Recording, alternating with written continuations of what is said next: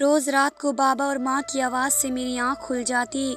जब मैं छुप कर देखती तो मेरे बाबा पानी की एक गर्म बाल्टी कमरे में ले जा रहे होते और कुछ देर बाद मेरे बाबा मेरी माँ के कदमों में बैठकर माफ़ी मांग रहे होते। मुझे बड़ा ताज्जुब होता कि बाबा रोज़ ही ऐसा क्यों करते हैं, जबकि माँ दिन के वक्त मुझे कहती कि तुम अपने बाबा के सामने मत जाया करो। मेरे बाबा बहुत पूजा पाठ करते थे और मेरे सगे बाप थे, फिर माँ मुझे उनके सामने जाने से क्यों रोकती थी। एक दिन मैं छुपकर माँ के कमरे में सो गई, मगर इस वक्त पैरों तले ज़मीन निकल गई जब बाबा ने मेरे साथ। मेरा नाम सुमन है, मेरी उम्र 20 साल है और मैं अपने माँ बाप की इकलौती औलाद हूँ। मेरे बाबा दूसरे शहर में गवर्नमेंट जॉब करते थे और ज़्यादातर घर से बाहर ही रहते थे। कभी कभार आकर चक्कर लगा जाते थे। मैं और माँ घर पर अकेले होते थे, ना कोई ददियाल वाला और ना ही कोई ननिहाल वाले थे। जब तक मैं छोटी थी तन्हाई का इतना एहसास नहीं था, मगर जब बड़ी हुई और स्कूल जाना शुरू किया तो मुझे भी छोटे बहन भाइयों की ख्वाहिश पैदा हुई कि मेरे भी कोई बहन भाई हों जिनके साथ मैं खेलूं और अपना वक्त गुजारूं। मगर माँ कहती थी कि तुम खिलौनों से खेला करो, क्योंकि अब तुम्हारा कोई और बहन या भाई इस दुनिया में नहीं आ सकता। बाबा जब भी घर आते थे तो चंद दिन ही रह कर चले जाते थे, इसलिए बाबा से कभी अपनापन और बेहिचक पैदा ना हो सका। मैं सोचती थी शायद जिनके बाबा घर से बाहर रहते हैं उन सबको मेरी तरह ही महसूस होता होगा। मगर जब मैं अपनी दोस्त के घर जाती तो मुझे बड़ी खुशी से वे तमाम खिलौने और तोहफे दिखाती।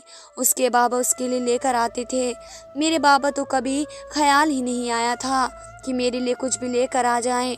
एक बार मैंने भी अपने बाबा से खिलौने मांगे जब वे घर आए, मगर माँ ने बाबा के जाने के बाद मुझे बहुत डांटा और कहा कि आइंदा उनसे कोई फरमाइश नहीं करनी, जो चाहे हो वह तुम मुझे बताना, मैं ला कर दिया करूँगी। मैं जैसे जैसे बड़ी होती गई मुझे महसूस होता गया कि माँ और बाबा के बीच एक अजीब अजनबीपन था। वे एक दूसरे से सिर्फ ज़रूरत के वक्त पर ही बुलाते थे। वे छोटी मोटी नोक-झोंक जो मियाँ बीवी के रिश्ते को ख़ास बनाती है, वो उनके रिश्ते में नज़र नहीं आती थी। मुझे लगता था कि माँ ही बाबा से हमेशा खिंची खिंची रहती हैं, क्योंकि बाबा तो बहुत नर्म दिल और अच्छे थे। मैंने कभी किसी रिश्तेदार तक को अपने घर आते नहीं देखा था। मैं खुद से ही अंदाज़ा लगाने की कोशिश करती थी कि शायद हमारे इस दुनिया में कोई नहीं है, या फिर हो सकता है माँ और बाबा ने ही सबसे नाता तोड़ लिया हो। मुझे समझ नहीं आता था कि माँ और बाबा में किस किस्म की नाराज़गी है जो बचपन से ही मैं देखती आ रही हूँ और अभी तक वे ख़त्म नहीं हुई। माँ मुझे बाबा के करीब भी ना जाने देती थी जितने दिन बाबा घर पर होते। माँ मुझे इधर उधर कर देती या फिर पास पड़ोस के घर सारा सारा दिन छोड़ आती थी और रात को ले आती। मैं और माँ एक कमरे में सोते थे और बाबा दूसरे कमरे में। और फिर जब मैं माँ से कहती कि तुम और बाबा एक कमरे में क्यों नहीं सोते, तो माँ के पास कोई जवाब नहीं होता। मेरे बाबा बहुत अच्छे थे, हर वक्त मुझे हंस कर देखते। जब मैंने उनसे खिलौने मांगे तब अगली बार जब बाबा आए तो मेरे लिए बहुत से खिलौने लाए थे। जब मैं उनसे खिलौने लेने लगी तो माँ ने मुझे इशारे से मना कर दिया कि तुम उनसे पास नहीं जाओ। यूं ही वक्त गुजरता रहा और मैं 20 साल की हो गई। मेरे बाबा रिटायर हो गए थे और अब मुस्तकिल तौर पर घर ही आ गए थे। अब माँ बाबा के साथ कमरे में सोने लगी थी। मैंने जब ये सारा माजरा अपने दोस्त को बताया तो वे सुनकर कहने लगी, मुझे लगता है वे तुम्हारे सगे बाप नहीं होंगे, इसलिए तुम्हारी माँ तुम्हें उनके पास जाने से मना करती हैं। मुझे भी यही लगता था कि शायद बाबा सौतेले हैं, इसलिए माँ उनके पास नहीं जाने देती। मगर एक बात ये भी थी कि उन दोनों में मियाँ बीवी वाली मोहब्बत भी तो नज़र नहीं आती थी। पहले मैं सोचा करती थी कि शायद हमारा कोई रिश्तेदार इसलिए नहीं है कि माँ बाबा ने भागकर शादी की होगी, मगर उनको देखकर लगता नहीं कि उनके बीच कभी पसंद का रिश्ता भी रहा होगा। बाबा की तरफ देखकर कभी कभी मुझे महसूस होता कि वे माँ से प्यार करते हैं, उनकी फ़िक्र करते हैं, क्योंकि वे जब भी बाहर से आते थे तो माँ के लिए गजरे ज़रूर लाते थे, मगर माँ उन गजरों की तरफ देखती भी ना थी और वही कपड़े पड़े पड़े सूख जाते थे। बाबा की पेंशन अच्छी खासी बनी थी, इस पर घर का सारा खर्च चल रहा था। बाबा अब सारा दिन घर में ही होते थे। उन दिनों मैं कॉलेज में पढ़ती थी जब एक दिन मेरी मुलाकात मेरी सहेली के भाई से हुई। इसका नाम अयान था। वह पहली ही नज़र में मुझे बहुत अच्छा लगा था। इसने मुझसे बड़े अच्छे से बात की। मैं घर आकर इसके बारे में सोचती रही। अगले दिन मैं कॉलेज गई तो वह भी अपनी बहन को छोड़ने आया हुआ था। मेरी दोस्त मुझे कहने लगी कि मैं आज तुम्हें अपने घर लेकर जाऊंगी, मगर ये बात तुम अपने घर में किसी को मत बताना। मैंने सोचा मैंने किसको बताना है, किसी को मेरी फिक्र ही नहीं है। मैं अपने दोस्त के साथ इसके घर तो चली गई, मगर मुझे ये देखकर बहुत ही अजीब लगा। इसके सारे घर वाले जैसे मेरा ही इंतज़ार कर रहे थे। सब मुझसे बहुत प्यार से मिले, मुझे ज़बरदस्ती खाने पर रोक लिया।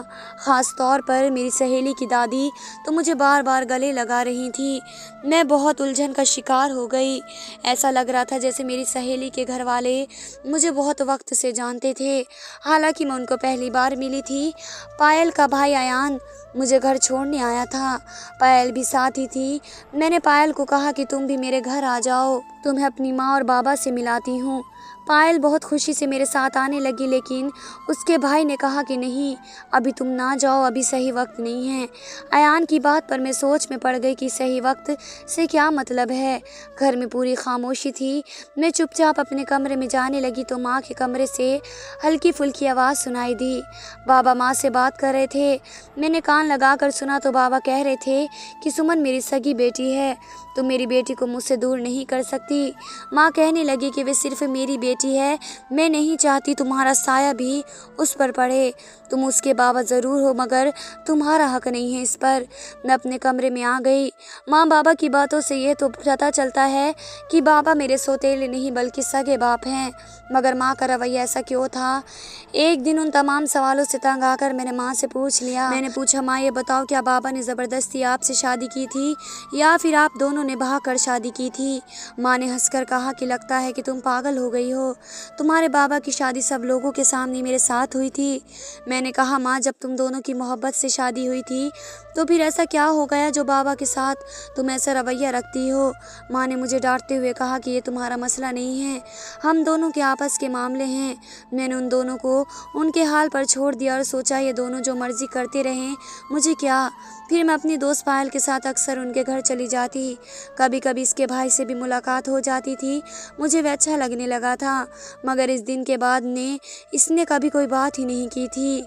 अब अक्सर रात को माँ और बाबा की आवाज़ों से मेरी आँख खुल जाती। पहले पहले तो मैं आँखें बंद कर लेती थी, मगर एक दिन छुप कर देखा तो जान निकल गई।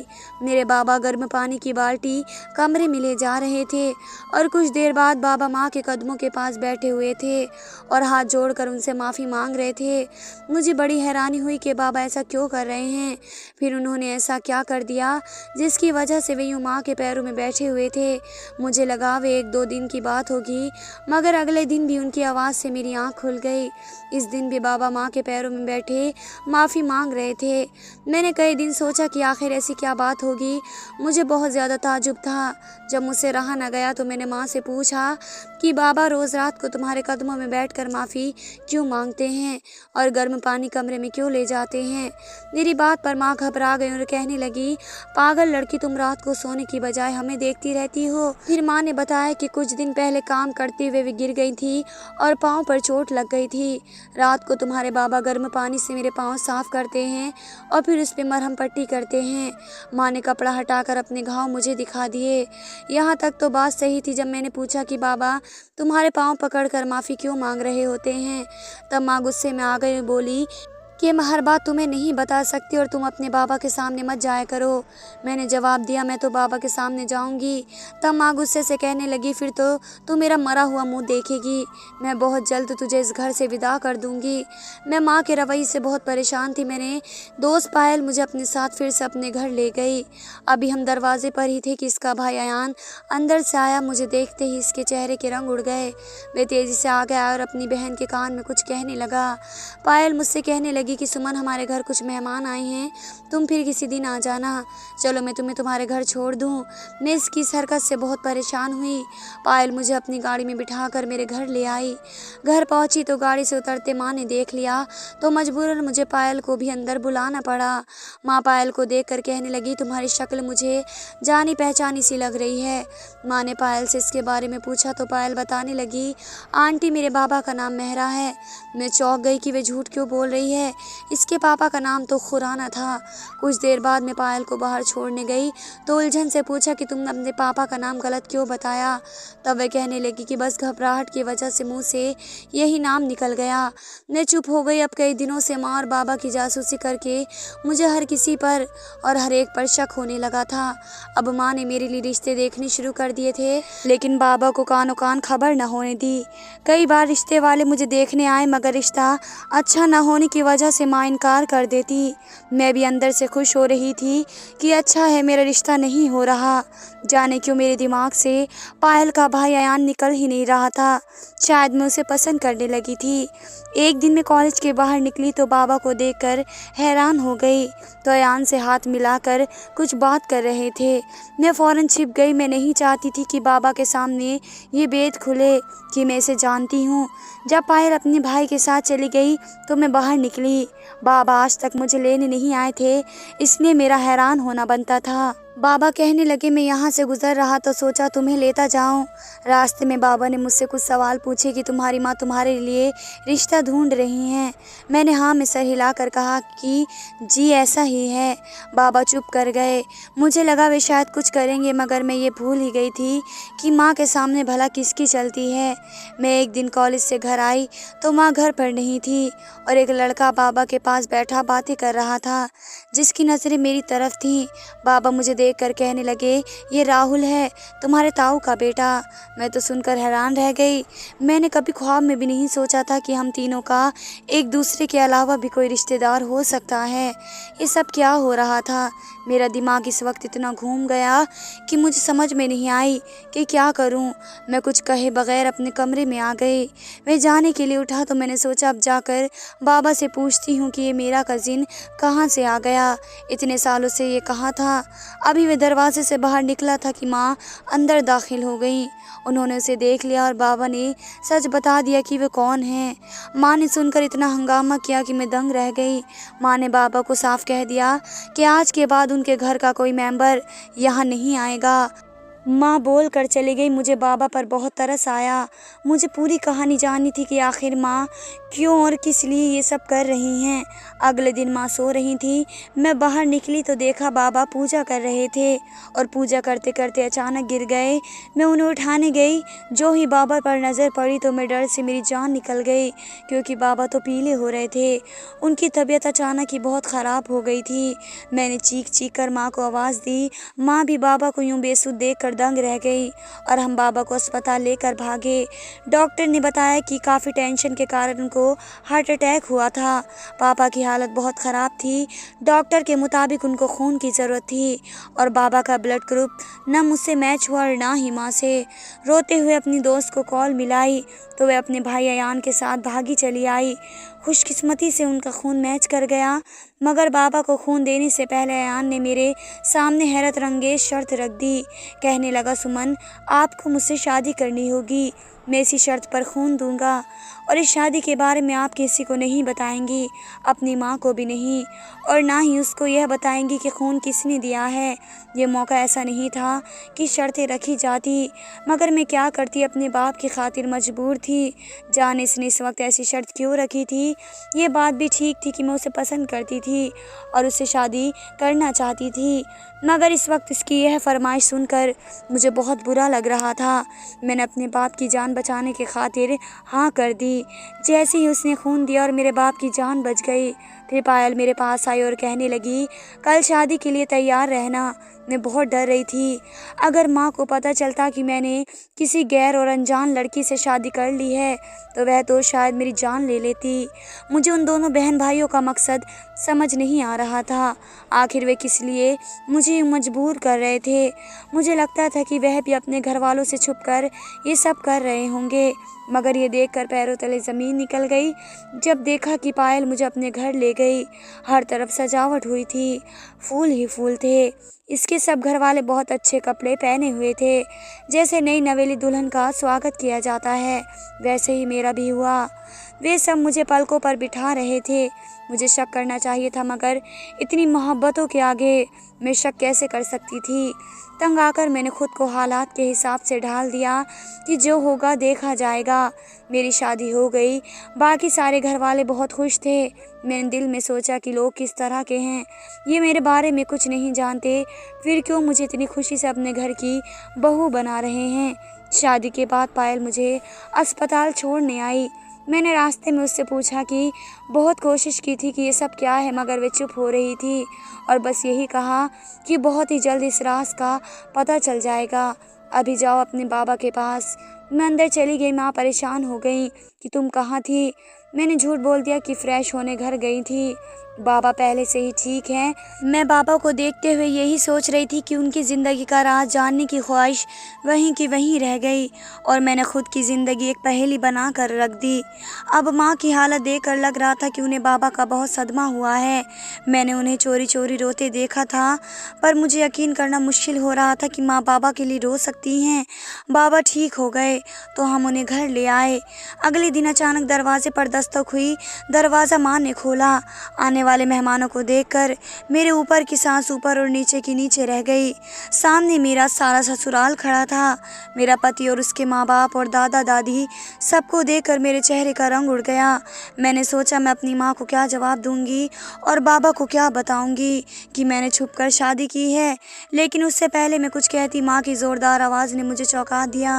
वे आने वाले मेहमानों से पूछ रही थी कि आप सब यहाँ क्यों आए हैं, हमारा किसी से कोई रिश्ता नहीं है। अयान के बाबा अंदर आए और कहने लगे, हमारा तुमसे रिश्ता चाहे तुम मानो या ना मानो, मगर तुम्हारी बेटी के साथ तो हमारा रिश्ता है। ये हमारी भतीजी और बहू है। कुछ दिन पहले ही मेरे बेटे अयान के साथ इसकी शादी हुई है। माँ सहम कर सीने पर हाथ रखकर मुझे ऐसी नज़रों से देखा कि मैं शर्म के मारे ज़मीन में गड़ गई। वे लोग कुछ देर बैठ कर चले गए। मैंने माँ को कहा कि माँ, तुम्हें उन लोगों से क्या मसला है, बाबा के साथ ऐसा क्यों करती हो, मुझे खुलकर बता ही दो। माँ मुझे कमरे में ले गई और सारी हकीकत बताना शुरू की, जिसे सुनकर मेरा दिमाग चकरा गया। माँ बोली, मैं और तुम्हारे बाबा कॉलेज के ज़माने से ही एक दूसरे से प्यार करते थे और शादी करना चाहते थे, मगर खुशकिस्मती से घर वालों को भी कोई एतराज़ नहीं था।